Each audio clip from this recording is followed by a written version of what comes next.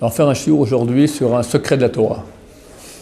Mais pas un secret de mystique juive, un secret ilchatique. Pourquoi on appelle ça secret? Parce que l'ignorance à ce propos-là, elle est absolument colossale.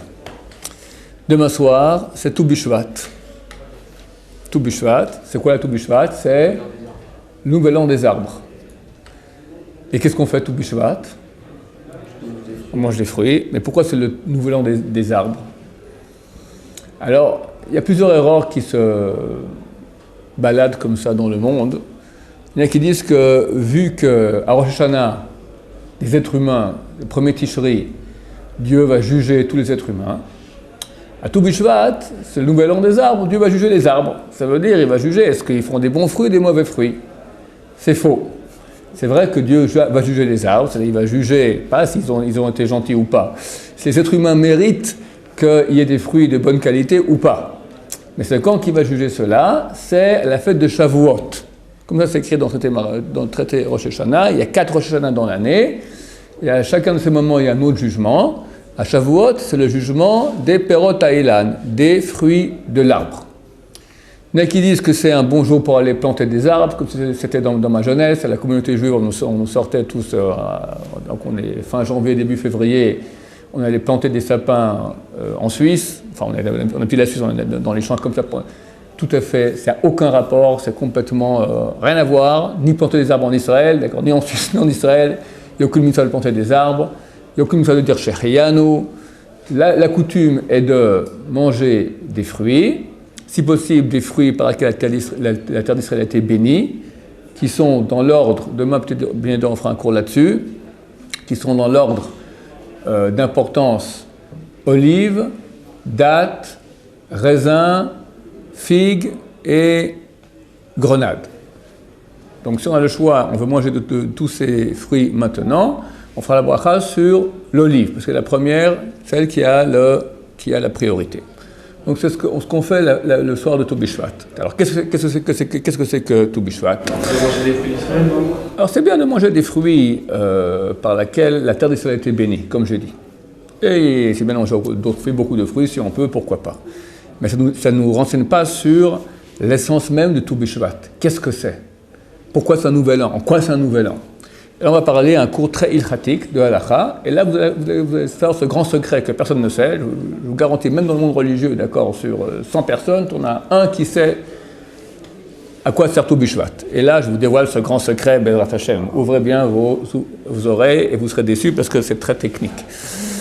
Alors, il y a, on va dire en gros, 3 à 4 mitzvot de la Torah, des mitzvot agricoles, dans lesquelles Tou Bishvat a une incidence. La première, ou les deux premières, s'appellent Orla et Neta Revaï. Qu'est-ce que c'est que Orla? Qu'est-ce que c'est que Neta Revaï? Orla et Neta Revaï ne concernent que les arbres fruitiers, que les arbres. Lorsqu'on plante un arbre, pendant 3 ans, toute la production de cet arbre est interdite à la consommation. Peu importe si c'est en Israël ou si c'est en France. Quelqu'un a planté un arbre, en France, dans son jardin, un poirier. Pendant les 3 premières années, toutes les poires que cet arbre va donner sont appelées orla, sont interdites à la consommation, non seulement à la consommation, mais même au profit. On ne peut pas les vendre pour en faire de l'argent, on ne peut même pas donner à un autre chat, même pas jeter dans la mer pour les petits poissons de la mer. Il faut brûler les fruits. On ne peut même pas en faire de la couleur, même pas en faire du parfum, même pas en faire rien. Interdit de profit. C'est beaucoup plus grave que le porc. Le porc, on peut en profiter du porc. On n'a pas le droit de le manger. De même dans les lois d'annulation, si j'ai 1 kilo de porc qui est tombé dans 60 kilos de viande cachère et le tout a été haché par mégarde, c'est permis. Parce que lorsque l'interdit est de plus de 1/60e, il est de moins de 1/60e, donc il y a plus de 60 fois contre l'interdit, donc l'interdit est annulé. On n'a pas le droit de faire cela, de mettre les morceaux de porc comme ça pour que ça ait un bon goût et après on mélange tout. C'est interdit. Mais si c'est arrivé, qu'on ne peut pas faire autrement parce qu'on a haché la viande ensemble, alors le plat est permis. Si j'ai une pomme de orla, j'ai une poire, d'accord, j'ai planté mon poirier, il y a une production agricole du poirier, il a donné les fruits durant les 3 premières années. Je prends un de ces fruits, même après 3 ans, ça veut dire le fruit qui a poussé pendant 3 ans, j'en ai fait de la confiture, d'accord, même après 10 ans, il est interdit. C'est pas qu'au bout d'un moment, il devient permis. Ce fruit-là est interdit pour toujours. Et cette poire-là interdite est tombée dans 60 poires permises. Ben, toutes les poires sont interdites. Dans 100 poires permises, toutes les poires sont interdites. Il faut qu'il y ait 200 poires permises et qu'une de Orla est tombée dedans pour que ce soit tout autorisé. Donc c'est beaucoup plus grave que le porc. Et c'est valable aussi à l'étranger. Il n'y a aucune différence entre Israël et l'étranger. C'est que si on a un doute à l'étranger, si maintenant j'ai un voisin, il a 2 poiriers. Un poirier qui était planté déjà il y a 20 ans, un autre qui était planté il y a moins de 3 ans, je lui dis amène-moi une poire s'il te plaît. Et il amène une poire, je lui dis de quelle poire il l'a prise ici, je ne sais pas, je ne sais plus lequel, de celui-là, il ne sait plus de quel poirier. Vu qu'il y a un doute, on pourra manger à l'étranger. En Israël, absolument pas. En Israël, il faut absolument acheter des fruits avec un Hercher, dans un magasin où il y a un tampon kasher, parce que si ce fruit-là est hors là, même s'il est mélangé à d'autres, comme je dis, il faut beaucoup, 200 fois plus pour que ce soit autorisé, c'est un problème. Et donc, il faut acheter seulement des fruits d'un endroit qui est kasher. Parce que même s'il y a un doute, ici en Israël, c'est beaucoup plus grave, c'est interdit. Mais en France aussi, si on a un seul poirier, on sait que ce fruit vient du poirier, c'est interdit. Peu importe si ce poirier appartient à un juif ou à un goy. D'accord ? La production de Orla des goïm est interdite au même titre que la production juive de Orla. Maintenant, où va intervenir Tou Bishvat? Alors, on a dit qu'il fallait compter 3 ans depuis le moment où on a planté l'arbre. Maintenant, planter, c'est ou planter, ou faire un croisement. Comment on fait un croisement? Je veux un poirier maintenant qui ait un petit goût de pomme. Alors, qu'est-ce que je fais? Je prends mon poirier, je pèle un peu dans le tronc du poirier, je prends un morceau de bois de pommier que j'accroche je l'accroche comme ça avec une ficelle. Au bout d'un moment, les deux vont se lier et dans mes poires, il y aura un petit goût ou une petite odeur de pomme. Tous les fruits qu'ils ont poussés après que je fais le croisement, pendant 3 ans, sont interdits, bien que le poirier, il a déjà 30 ans. Vu que maintenant, j'ai mis dernièrement, il y a moins de 3 ans, j'ai fait le croisement, tout ce qui va pousser maintenant est considéré comme si c'était planté à nouveau. Si maintenant on a 2 arbres, et que voilà, on enlève, les deux ça fait plus de 3 ans, ouais. On enlève, on l'attache. Si les deux ont plus de 3 ans, et maintenant je vais croiser entre les deux, et ben on recommence tout à zéro. Parce que c'est une nouvelle. Le croisement, c'est comme c'est une nouvelle naissance. Même sur le tronc qu'on a déjà. Ouais. Tu as pris un morceau de bois qui a 30 ans de l'arbre avec un autre morceau de bois qui a 30 ans de l'arbre, les deux les mets ensemble, ils ont 0 ans. Ok? Maintenant, comment on va compter les 3 ans? Et c'est là où ça se complique. Alors, on va faire un dessin. On va dire que ça, c'est une année. D'accord? Là, c'est Rosh Hashanah. Rosh Hashanah, c'est le premier Tishri. Vous voyez quelque chose? Tishri. Ok? On voit? Ça, c'est Rosh Hashanah. Ça, ce sont les mois de l'année, il y en a 12.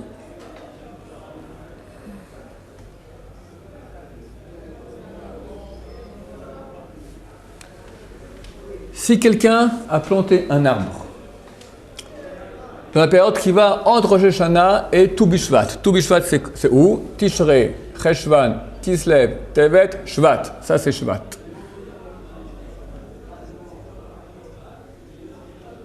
Tout ce mois-là, c'est le mois de Shvat. Tou Bishvat, c'est le 15, c'est là. 15 de Shvat. Tou Bishvat, c'est le 15 Shvat. Ok? C'est là. On va le mettre très clair. Ça, c'est Tou Bishvat. Si quelqu'un a planté un arbre dans cette période-là, il doit compter 3 ans, jour pour jour. Donc, il a planté là, il compte une année, 1, 2 années, 2, 3 années. Le même jour, 3 ans plus tard, il peut manger les fruits. attention, c'est pas tout à fait qu'il peut manger les fruits. Comme j'ai dit, il y a deux halakhot qui concernent cela, c'est Orla et Neta Revaï. L'anniversaire, après 3 ans exactement, à la même date, ces fruits-là deviennent Neta Revaï. Quel est leur statut? On va en parler dans quelques minutes. Pendant encore 1 an, ces fruits-là s'appellent Neta Revaï, toute la 4e année. Au bout de la 5e année, on peut les manger normalement. Les 3 premières années, ils sont Orla. La 4e année, ils sont Neta Revaï. Et la 5e année, ils sont permis à manger sans problème. Ça, c'est si on a donc planté l'arbre dans cette région-là, depuis Rosh Hashanah jusqu'à Tou B'Shvat. Si on a planté l'arbre depuis Tou B'Shvat jusqu'au 16 Av. Ça, c'est le mois de Av, l'avant-dernier mois, Av. Ça sera le 16 Av. Si on a planté l'arbre dans cette période-là, qui va depuis Tou B'Shvat jusqu'au 16 Av, alors, on considère que 30 jours dans l'année peuvent être considérés, en ce qui concerne la Orla, comme une année entière. Maintenant, quand je plante la graine de l'arbre, la halakha dit qu'il faut considérer 2 semaines pour que la graine soit plantée. Au début, elle est posée. Le temps qu'il y a des racines, qu'on la considère comme plantée, il faut 2 semaines. Donc 30 jours et 2 semaines, ça fait combien de jours? 44 jours. 30 plus 14, 44 jours. Le 16 Av, c'est la date qui est 44 jours avant Rosh Hashanah. C'est-à-dire qu'il faudra en fait planter jusqu'au 15. Dès le 16, ça ne va plus déjà. Dès que j'entre dans le 16, je n'aurai pas 44 jours. Dès le 15 fini, quand le 15, si je plante le 15 Av, j'ai encore 44 jours qui me restent. Le 16, le 17, le 18, etc., ça fait 14 jusqu'à la fin du mois, plus encore 30 jours du mois de Elul. Donc si j'ai planté depuis Tou B'Shvat jusqu'au 15 Av, 15 Av inclus, alors vu que j'ai 2 semaines où la plante, où la graine a été plantée, plus encore 30 jours, on considère que lorsque vient... Alors j'ai planté ici, on va dire, j'ai planté là. J'ai eu 44 jours jusqu'à là. Ces 44 jours sont considérés comme une année. Et donc, normalement, 2 ans plus tard, donc je fais un tour, un deuxième tour, normalement j'aurais pu manger déjà après 2 ans et 44 jours. Mais c'est faux. Vu qu'on a raboté la 3e année au début, la première année on n'en a fait que 44 jours à la place d'une année entière, on va rajouter à la fin aussi un peu plus. Combien on va rajouter? On va rajouter encore jusqu'à Tou B'Shvat. Donc si on plante un arbre dans la période qui va entre Tou B'Shvat et le 15 Av, il faudra compter jusqu'au Tou B'Shvat, donc on compte 44 jours ici, plus 2 ans, plus encore quelques mois jusqu'à Tou B'Shvat. Et seulement à ce Tou B'Shvat là, les fruits ne sont plus hors là. Ça sera donc une période d'environ 2 ans et demi. Combien de mois on a ici? 1, 2, 3, 4, 4 et demi et 44, ça nous fait 2 ans et demi, en gros. C'est pas la fin. Qu'est-ce qui reste encore comme morceau qu'on n'a pas fait? Celui-là, si on a planté ici, dans cette période-là, qui va depuis le 15 Av, donc le 16 Av, jusqu'à Rosh Hashanah, vu qu'on n'a pas une année entière, il faudra compter 3 ans. Combien? Depuis Rosh Hashanah. 1, 2, 3. À Rosh Hashanah de la 3e année, on peut manger. Les fruits ne sont plus hors là. À partir du 16 Av, tout ce qui va du 16 Av à Rosh Hashanah, ça compte pas. Oui, les 16 Av Rosh Hashanah ne comptent pour rien. En fait, c'est quoi le moment le mieux pour planter là? Tu feras ton calcul quand tu veux. Tout grosso modo. Ici, ça c'est le moins avantageux parce que c'est 3 ans plus encore quelques jours. Plus encore quelques jours. Quand tu es dans cette période-là, c'est plus avantageux parce que tu as 2 ans et demi. Quand tu es ici, c'est aussi 3 ans exactement. Ça dépend, si tu plantes un 17, tu vas taper 2 ans et 3 quarts. C'est vrai, t'as raison. Le plus avantageux, c'est là, juste avant Av. Là, c'est 2 ans et demi. Ok? Donc voilà, ça c'est déjà les fois où on voit que le 15 à Toub Shvat a une importance.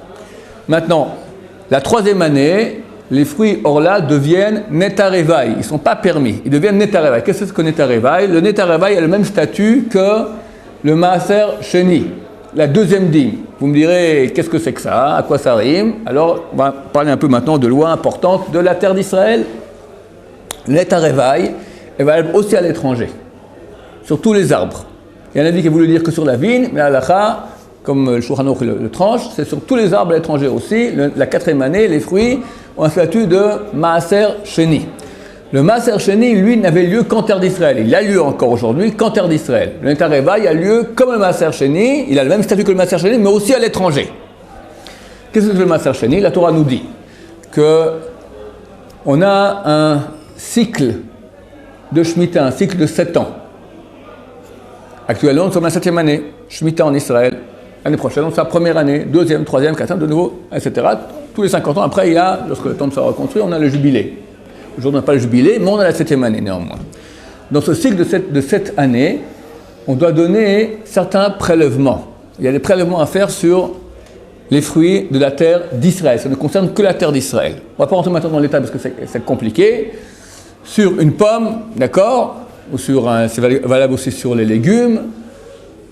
Je dois donner d'abord environ 2% de Trouma Gdola. Aujourd'hui, on peut donner moins, même une graine pour des millions de tonnes, ça suffit. Ensuite, on donne le Maaser Rishon, c'est 10% qui va au Lévi. Ensuite, on donne Troumat Maaser, le Lévi qui a reçu 10%, donne 10% de ces 10%, donc 1% de la totale au Kohen. Reste maintenant le dernier prélèvement. Il est soit Maaser Sheni, soit Maaser Ani. Le Maaser Ani, c'est simple, on donne ça à un pauvre. 10% qui reste, il reste plus que 90% parce qu'on a donné. On donne donc 9% de la totale à un pauvre. Ça, c'est durant les années 3 et 6 du cycle de 7 ans. La 3e année et la 6e année, on donnera 9% de la production aux pauvres. Les années 1, 2, 4, 5, ce sera Maaser Sheni, c'est 2e dîme. La première dîme, on la donne au Lévi, 10%. La 2e dîme, qui est plus que 9%, qu'est-ce qu'on en fait? Il fallait la manger en pureté à Jérusalem. Dans les enceintes de la ville de Jérusalem à l'époque, de Jérusalem antique, il fallait manger ces fruits en étant pur. Aujourd'hui, plus personne d'entre nous n'est pur. Alors on ne peut pas le manger. Alors qu'est-ce qu'on fait avec la sainteté des fruits? On fait passer la sainteté des fruits sur une pièce de monnaie. Cette chose est marquée déjà dans la Torah. Il fallait venir ici à Jérusalem, manger les fruits en pureté. Ok, moi je suis un riche agriculteur, juif de l'époque antique, j'habite dans le Galil. Et j'ai chaque année 10 tonnes de poires. Maintenant, 9% de mes 10 tonnes vont être Maaser Sheni, ça fait combien? Ça fait 900 kilos. 900 kilos de poires. Si je viens manger Jérusalem mes poires, 900 kilos, d'abord, rien que le transport, ça coûtera plus cher que toutes les poires. Ensuite, si je mange des poires, 900 kilos de poires à Jérusalem, je vais à l'hôpital avec des diarrhées terribles. D'accord, qu'est-ce que c'est? C'est vrai que je peux donner un peu à tout le monde comme ça, mais qu'est-ce qu'on fait? Alors, rien que le transport, à l'époque, il n'y avait pas des semi-trailers, d'accord? C'était à dos d'âne, j'amène mes 900 tonnes, 900 kilos de poires, c'est un problème. La Torah nous dit, quand tu habiteras loin de l'endroit que Dieu élira pour y mettre sa demeure, donc Jérusalem, Vetsarta bakesef, tu feras passer la sainteté de Maaser Sheni, des fruits, sur leur valeur en argent. Mais 900 kilos de Maaser Sheni de poire, ils valent, on va dire, à l'époque il y avait des shkalim en argent, ils valent 500 shkalim. Je prends 500, je dis toute la sainteté de mes poires de Maaser Sheni passe dans leur valeur, dans les 500 shkalim. J'allais à Jérusalem, avec ces 500 shkalim, j'achetais ce que je voulais à manger. De la viande, des fruits, des légumes, du vin, et je mangeais ça en sainteté de Maaser Sheni. Lorsque j'achetais, la sainteté passait de l'argent aux aliments que j'ai achetés, et je les mangeais en sainteté de Maaser Sheni. Aujourd'hui, qu'on ne peut pas manger le Maaser Sheni, la valeur de ces fruits-là, elle revient presque à rien, on ne peut rien en faire. alors elle aura la valeur minimale qu'on a dans la halakha, qui est celui d'une prouta. Une prouta, ça vaut au taux boursier 1/40e de gramme d'argent au taux boursier. Tu regardes combien vaut le gramme d'argent au taux boursier, tu en prends 1/40e, c'est ça la valeur d'une prouta. Ça vaut aujourd'hui environ 5 à 6 centimes d'euros. Il paraît que l'argent a beaucoup monté dernièrement, mais bon, il y a un an c'était environ 5 ou 6 centimes d'euros, il faut vérifier sur le taux boursier. Je prends une pièce de monnaie qui contient au moins cette valeur d'argent, pièce de monnaie, mais même pas d'argent, je peux prendre une pièce d'aujourd'hui, un demi-shekel, dans un demi-shekel israélien, il y a déjà cette valeur. En Israël, ça vaut environ 30 centimes, 30 agourotes, d'accord, une prouta. Et je dis, toute la sainteté de Maaser Sheni que j'ai ici, ben que ça peut être des tonnes et des tonnes, qu'elle passe dans une prouta.